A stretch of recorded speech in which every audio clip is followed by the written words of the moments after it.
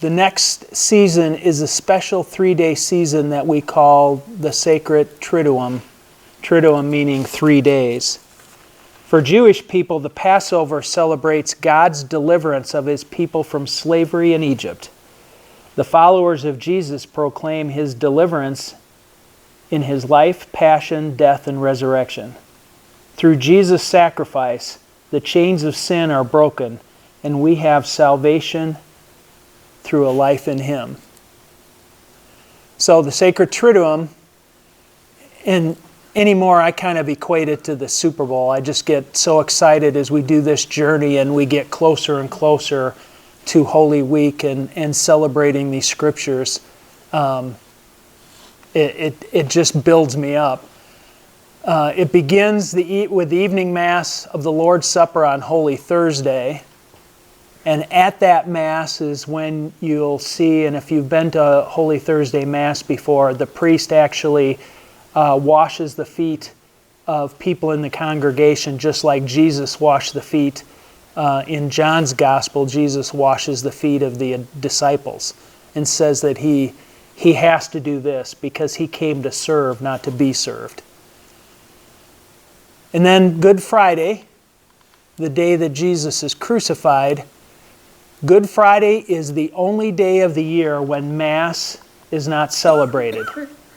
Mass is celebrated 364 days during the year, but not on Good Friday. So what happens is on Holy Thursday, we consecrate enough of the bread and the wine into, actually just the bread, we consume the wine. Enough of the bread is consecrated into the body of Jesus, which in and of itself, it has the body, blood, soul, and divinity of Jesus in the Eucharist.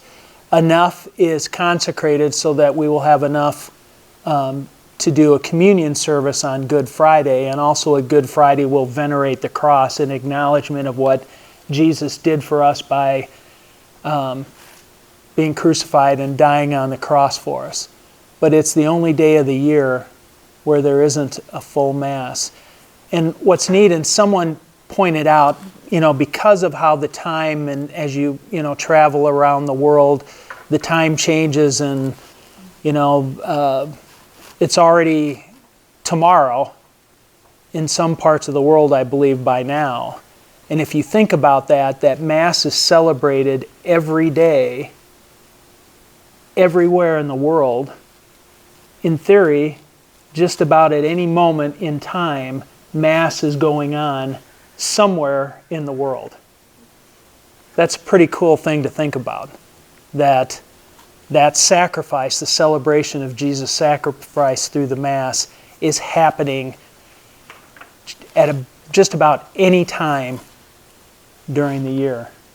That's pretty neat. I'd never thought about it until a couple of years ago. Someone made that comment, I think in our CIA, and I don't know, it just kind of gave me comfort to think that that's happening year-round. And then, a big day for Joey. Joey's not here tonight, but Holy Saturday, Easter Vigil, is when the unbaptized come into full communion of the Catholic Church. And when the church was first started, it went through a lot of persecution, and it was not popular. And so, because of the risks inherent with becoming Catholic, there was a long period of preparation. It could be years before people actually entered into the Catholic Church at Easter Vigil. And back at the beginning of the church, nobody was baptized except for those first Christians. So everybody entering the Catholic Church needed to be baptized. But now, in today's age, anybody who was baptized in the Christian church under the guise of water and in the name of the Father, Son, and Holy Spirit, the Catholic Church recognizes that baptism.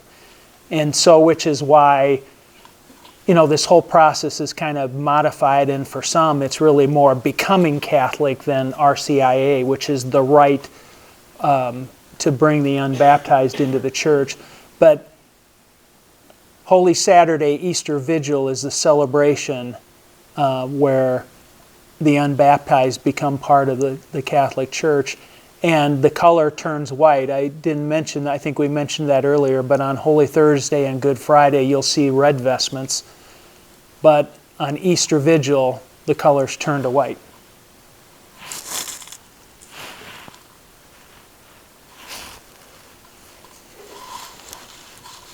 And then Easter time begins with Easter Sunday, obviously. He is risen.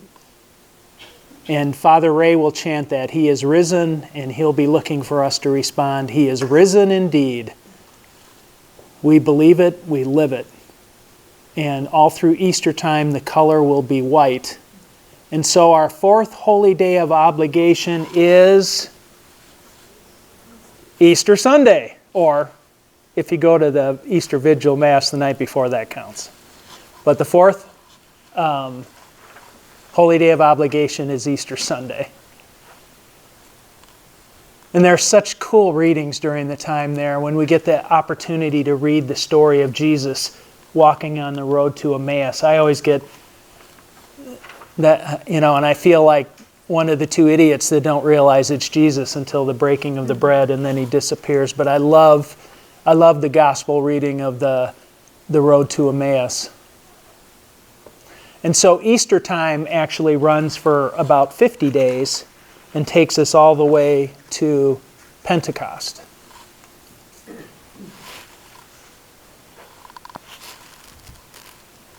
Oops, I went too far. Did I leave out a... Oh, I guess I'm going all the way to Pentecost here. Typically, Pentecost Sunday is considered the baptism of the Catholic Church. That's when the Holy Spirit came to the apostles and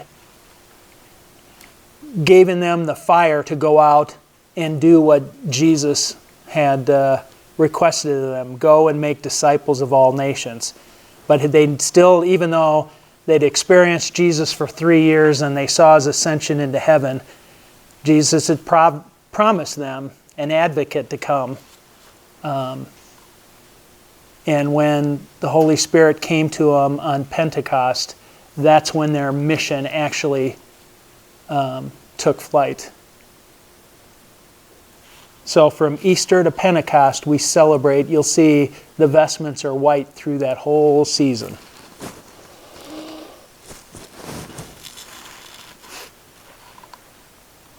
Now we can go. After Pentecost, we get into that whole long section of ordinary time. But again, it's not ordinary.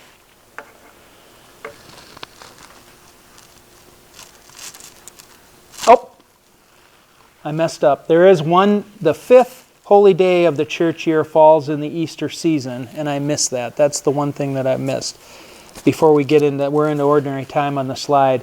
But the fifth holy day of the church year falls in Easter, and it's the solemnity of Jesus' ascension into heaven, which is Thursday, May 21st. But typically that one is celebrated on the Sunday, so it'll be celebrated on the seventh Sunday of Easter. And you can see that in the kind of goldish or goldenrod section. Number 7 is the Ascension, and that's the fifth holy day of the church year. So we have finally this long section of ordinary time that brings us back to Advent the following year. It's amazing how time flies and how quickly it goes. It seems like it was not that long ago that I was doing this presentation for the calendar year 2019. So it's amazing that we're always back to it. It seems like the older I get, the quicker time flies.